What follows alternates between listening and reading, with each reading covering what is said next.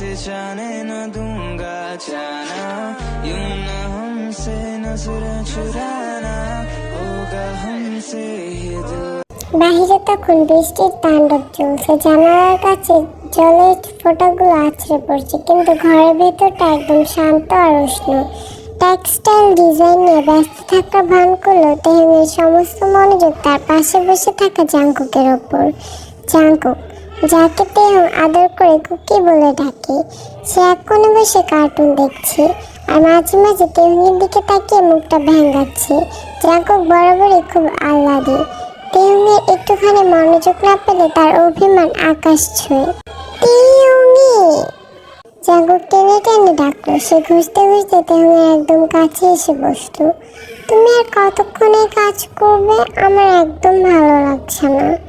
তেহম ল্যাপটপটা এক পাশে সরিয়ে রাখলো। তার গাঢ় বাদামি চোখ দুটো জাংকুকের ওপর স্থির হলো। তেহমের এই দৃষ্টিটা মাঝে মাঝে জাংকুককে ভয় পাইয়ে দেয়, আবার এক অদ্ভুত শিহরণও জাগায়। তেহম জাংকুককে শুধু ভালোবাসে না, সে আক্ষরিক অর্থে অবসেসড। জাংকুকের হাসির শব্দ থেকে শুরু করে তার গায়ের মিষ্টি গন্ধ সবটাই তেহম নিজের দখলে রাখতে চায়। You are only mine, my baby boy. Taehyung নিচু গলায় বলল, তার কণ্ঠস্বর এক অদ্ভুত মাদকতা। জাংকুক আলতো করে তেহমের শার্টের কলারটা ধরে নিজের দিকে টানল। হ্যাঁ হয়েছে, তুমি আমার সময় দিচ্ছ না। জাংকুকের এই আদরে আবদার তেহমের ধৈর্যের ভাত ভেঙে দিল। পরের মুহূর্তে তেহম জাংকুকে পাজাকোলা করে তুলে নিজের কোলের ওপর বসিয়ে নিল। জাংকুক চমকে গিয়ে তেহমের ঘাড় জড়িয়ে ধরল। তেহম তার নাক জাংকুকের ঘাড়ের খাঁজে ডুবিয়ে দিয়ে দীর্ঘশ্বাস নিল। ইউ নো কুকি, আমি তোমাকে ঠিক কতটা ভালোবাসি, আর আমি অলওয়েজ চাই তোমাকে যেন আমি ছাড়া আর কেউ কখনো দেখতে না পারে। I am jealous Kookie. Taehyung জাংকুকের ঠোঁটে নিজের ঠোঁট চেপে ধরল। একটি তৃষ্ণার্ত গভীর আর তীব্র চুম্বন করলো। জাংকুকের মুখ দিয়ে ছোট ছোট গঙ্গানি বেরিয়ে আসছে, যা তেহমের উত্তেজনাকে আরো বাড়িয়ে দিচ্ছে। জাংকুক তেহমের টি শার্টটা গায়ের উপর দিয়ে এক ঝটকায় খুলে ফেলল। জাংকুকের শরীরের প্রতিটি ভাঁজ আজ শুধু তেহমের জন্য। সে জাংকুকের গলায় আর কাঁধে ছোট ছোট লাল দাগ বসাতে শুরু করলো, যেন সে নিজের অধিকারের ছাপ এঁকে দিচ্ছে। তুমি আমার, শুধুই আমার, তেহম ফিসফিস করে জাংকুকের কানে বলল, আর তার হাতগুলো আরো নিচে নেমে গেল। জাংকুক চোখ বন্ধ করে তার প্রিয় হিউংয়ের এই তীব্র ভালোবাসায় নিজেকে সঁপে দিল। বাইরের বৃষ্টির শব্দের চেয়েও ঘরের ভেতরে দুজনের নিঃশ্বাসের শব্দ অনেক বেশি জোরালো হয়ে উঠল। বিছানার চাদরগুলো জাংকুকের মুঠোর মধ্যে কুঁচকে যাচ্ছে। তেহমের ঠোঁট যখন জাংকুকের বুকের উপর দিয়ে নিচে নেমে আসছে, জাংকুকের সারা শরীর টিরটির করে কাঁপছে।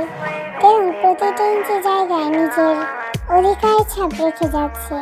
তার কাছে জাংকুক কোনো সাধারণ মানুষ নয়, সে এক মূল্যবান নেশা, যাকে সে কোনোদিন ভাগ করতে পারবে না। হিয়ং, আর সহ্য হচ্ছে না। জাংকুক আধো আধো গলায় আর্তনাদ করে উঠল। তার চোখ দুটো আধবোজা, কপালে হালকা ঘামের বিন্দু। তেহম ওপরে উঠে এসে জাংকুকের দুই হাত তার মাথার ওপর শক্ত করে চেপে ধরল।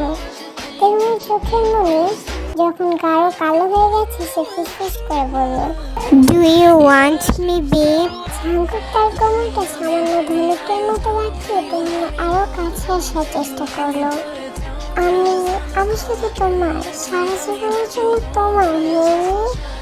তেহম এক মুহূর্ত দেরি না করে জাংকুকের প্যান্ট আর অন্তবাস একটানে নামিয়ে দিল। জাংকুকের নগ্ন শরীরটা যখন তেহমের চোখের সামনে উন্মুক্ত হলো, তেহমের ধূপকানি বেড়ে গেল। সে নিচু হয়ে জাংকুকের উরুর ভেতরের অংশে একটা গভীর কামড় বসালো। উফ, তেহমি, আহ! জাংকুক মুখ দিয়ে একটা তীক্ষ্ণ স্বর বেরোলো। ব্যথার চেয়েও সে কামড়ে উত্তাপ ছিল বেশি। তেহম তার আঙ্গুলগুলো দিয়ে জাংকুককে প্রস্তুত করতে শুরু করলো। লুব্রিকেট কিনতে পিচ্ছিল ছোঁয়ায় জাংকুক বারবার শিউরে উঠছিল। তেহমের অবসেশন এমন পর্যায়ে ছিল যে সে চাইছিল জাংকুক যেন পুরোপুরি তার নিয়ন্ত্রণে থাকে। জাংকুকের প্রতিটি নিঃশ্বাস, প্রতিটি কান্না যেন শুধু তেহমের কারণেই হয়। ধীরে ধীরে তেহম নিজেকে জাংকুকের ভেতরে প্রবেশ করালো। জাংকুকের চোখ থেকে এক ফোঁটা জল গড়িয়ে পড়ল, কিন্তু সেটা কষ্টে না, এক চরম তৃপ্তি।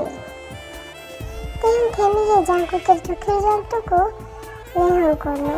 খুব কি লাগছে কুকি, আমি কি একটু আস্তে করবো?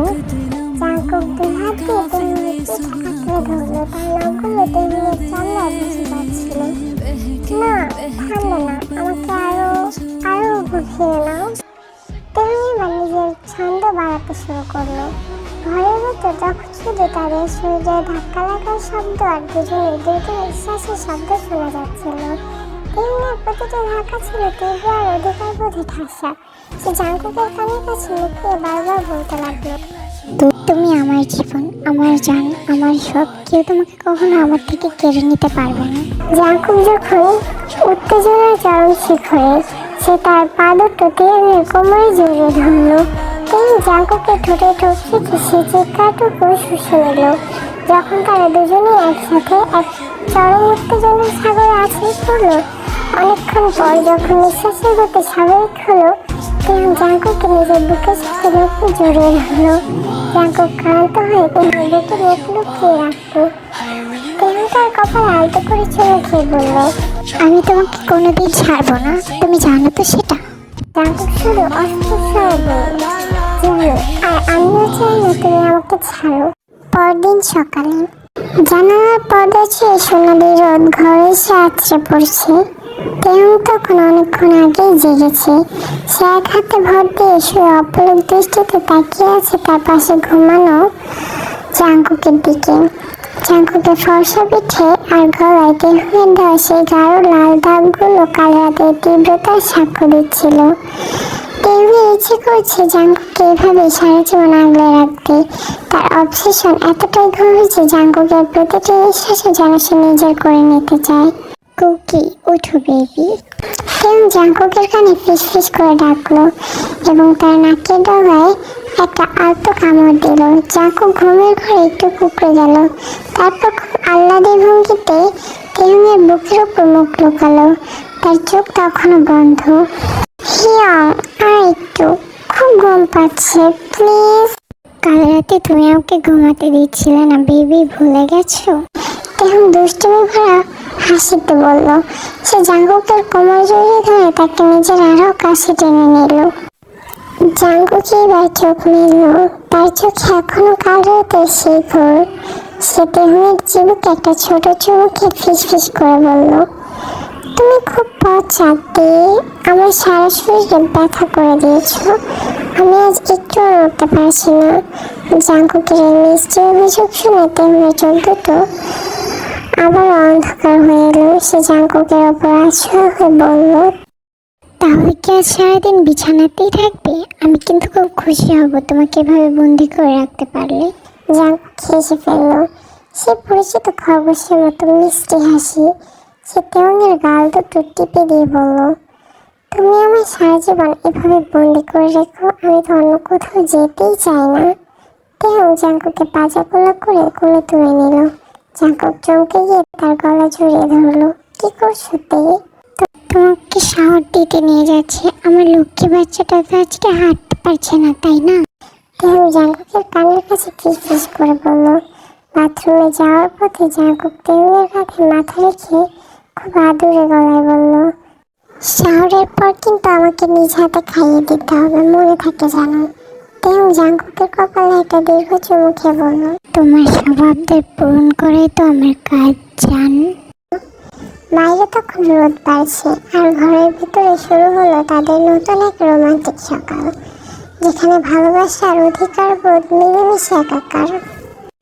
তেহুং আর জাঙ্কুকের সম্পর্কটা একদিনের নয়। তাদের ফ্যামিলি একে অপরের বন্ধু। সিউলের অভিজাত পাড়ায় তাদের বাড়ি দুটো একেবারে গায়ে গায়ে লাগানো। ছোটবেলা থেকে জাঙ্কুক ছিল সবার আদরের গোল্ডেন চাইল্ড। অন্যদিকে তেহুং ছিল গম্ভীর আর একটু জেদি স্বভাবের। জাঙ্কুকের মা সবসময় বলতেন, তেহুং, আমার কুকি কিন্তু খুব নরম মনের, ওর খেয়াল রেখো। তেহুং সে ছোটবেলা থেকে কথাটাকে একটু বেশি সিরিয়াসলি নিয়ে ফেলেছিল। স্কুলে কেউ জাঙ্কুককে বিরক্ত করলে তেহুং বাঘের মতো ঝাঁপিয়ে পড়ত। তার এই রক্ষকর্তার স্বভাবটা বড় হওয়ার সাথে সাথে এক তীব্র অধিকার বোধে পরিণত হয়। তেহুংয়ের পরিবার অনেক প্রভাবশালী, তাই তার চরিত্রে এক ধরনের অভিজাত্য আর যা চাই তা পাবই এমন জেদ কাজ করে। আর জাঙ্কুক সে বড় হয়েছে তেহংয়ের প্রশ্রয় আর আদরে, তাই সে ভীষণ আহ্লাদী আর তার প্রিয় হিউংয়ের ওপর পুরোপুরি নির্ভরশীল। তেহং জাঙ্কুকে কোলে করে বাথরুমে নিয়ে এলো। বাথটাবটা আগে থেকে গরম জল আর সুগন্ধি ল্যাভেন্ডার ফোমে ভরে রাখা ছিল। তেহং সাবধানে জাঙ্কুকে জলের মধ্যে বসিয়ে দিল। জাঙ্কুক জলের উষ্ণতা একটু আরাম পেয়ে চোখ বন্ধ করলো। তেহং তার পাশে বসে একটা স্পঞ্জ নিয়ে জাঙ্কুকের পিঠ ঘষতে শুরু করলো। মনে আছে কুকি, আমাদের যখন 10 বছর বয়স তখন তুমি একবার পার্কে হারিয়ে গিয়েছিলে। সেদিন আমি সারা রাত নাক খেয়ে বসেছিলাম যতক্ষণ না তোমাকে খুঁজে পাওয়া গিয়েছিল। জাঙ্কুক চোখ খুলে তেহংয়ের দিকে তাকালো। তার ভেজা চুলগুলো কপালে লেপটে আছে। সে হাসলো। মনে থাকবে না কেন? তুমি তো খুঁজে পাওয়ার পর আমার সাথে দিন কথা বলনি আগে। রাগ নয় কুকি, সেটা ছিল ভয়। Mama doesn't trust him.